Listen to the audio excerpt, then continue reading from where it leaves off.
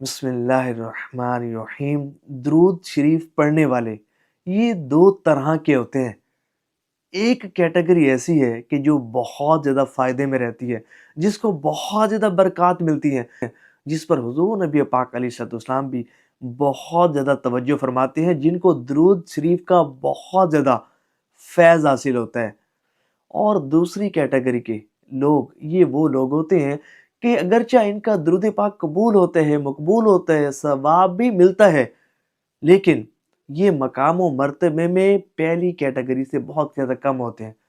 फजीलत के एतबार से, बरक़ात के एतबार से होते हैं। तो इस वीडियो को एंड तक देखिएगा और ये सोचिएगा कि आपका शुमार किस कैटेगरी में होता है, और फिर जो टॉप कैटेगरी है ना, कोशिश कीजिएगा कि उस कैटेगरी में आपका शुमार हो, ताकि आपको बहुत ज़्यादा फ़ज़ल और बरक़ात हासिल हो। अब बात करते हैं सबसे पहली कैटेगरी के अफराद की। ये वो खुशनसीब होते हैं कि जिनका दुरूद पाक पढ़ने का मकसद अल्लाह की रिज़ा होता है।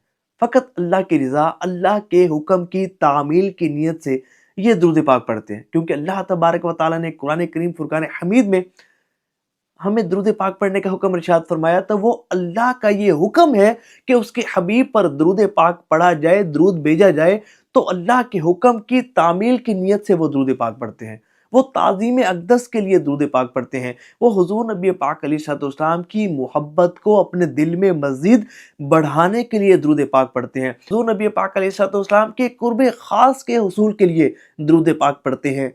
ये हुजूर का हक है कि हुजूर पर दुरूद पाक पढ़ा जाए। उस हक को अदायगी की नीयत से दुरूद पाक पढ़ते हैं, और दुरूद पाक पढ़ते हुए उनके दिल में कोई लालच नहीं होती, कोई गर्ज नहीं होती, कोई मफाद नहीं होता। फ़कत अल्लाह की रिज़ा के लिए वो दुरूद पाक पढ़ते हैं, और हुजूर नबी पाक अलैहिस्सलाम की खुशनुदी और कुर्ब ख़ास और तवज्जो के हुसूल के लिए वो दुरूद पाक पढ़ते हैं। तो ये वो कैटेगरी है कि जो बहुत ज़्यादा नवाजी जाती है। और दूसरी कैटेगरी के दुरूद पाक पढ़ने वाले ये वो होते हैं कि अगरचे इनके दिल में हुजूर की मोहब्बत होती है, अगरचे दुरूद पाक पढ़ते हुए अल्लाह की रिज़ा की नीयत होती है, अगरचे दुरूद पाक पढ़ते हुए सवाब के हुसूल की नीयत होती है, लेकिन इसके साथ साथ उनका अपना मफाद भी होता है, अपनी गर्ज भी होती है, अपनी लालच भी होती है, अपनी ख्वाहिश भी होती है।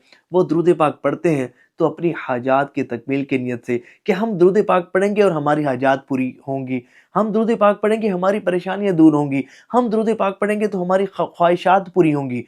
कोई बे औलाद है तो औलाद के हुसूल के लिए दुरूद पाक पढ़ता है, कोई बेरोज़गार है तो अच्छे रिज़्क के लिए दुरूद पाक पढ़ता है, कारोबार के लिए दुरूद पाक पढ़ता है, कोई कर्ज़ में मुब्तला है तो कर्ज़ से निजात के लिए दुरूद पाक पढ़ता है, किसी को रिश्ते की ख्वाहिश है तो वो अच्छे रिश्तों के लिए दुरूद पाक पढ़ता है, कोई हुजूर की ज़ियारत के लिए दुरूद पाक पढ़ता है, तो कोई मदीना शरीफ हाज़िरी का शर्फ हासिल करने के लिए दुरूद पाक पढ़ता है। अगरचे इनका पढ़ा गया दुरूद पाक भी कबूल होता है, मकबूल होता है, सवाब भी मिलता है, लेकिन याद रखिएगा कि अफ़ज़ल अल्लाह की रिज़ा के लिए दुरूद पाक पढ़ना है, क्योंकि अल्लाह ताला ने हुक्म दिया ना, हुज़ूर नबी पाक अलैहिस्सलाम की तवज्जो के लिए दुरूद पाक पढ़ना, हुज़ूर के कुर्ब के हुसूल के लिए, हुज़ूर की मोहब्बत को दिल में बढ़ाने के लिए दुरूद पाक पढ़ना, हुज़ूर की तवज्जो हासिल करने के लिए दुरूद पाक पढ़ना, हुज़ूर का कुर्ब ख़ास हासिल करने के लिए दुरूद पाक पढ़ना।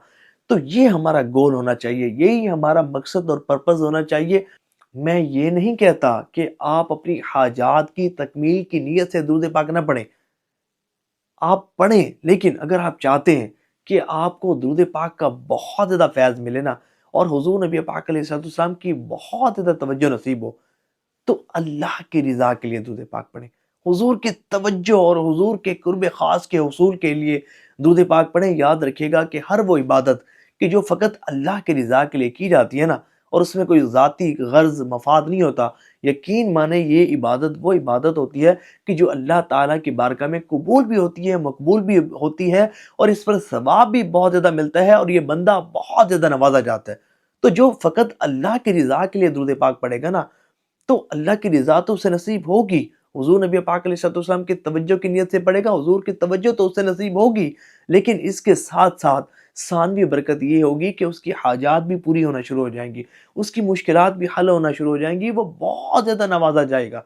یہی اولیاء کرام کا طریقہ رہا ہے کہ وہ ہر عبادت کو فقط اللہ کی رضا کے لیے کرتے ہیں، اور ان کے دل میں دنیاوی کوئی مقاصد یا اخروی کوئی مقاصد نہیں ہوتے، فقط اللہ کی رضا کے لیے وہ درود پاک پڑھتے ہیں۔ اللہ تعالی ہمیں بھی اسی طرح درود پاک پڑھنے کی توفیق عطا فرمائے۔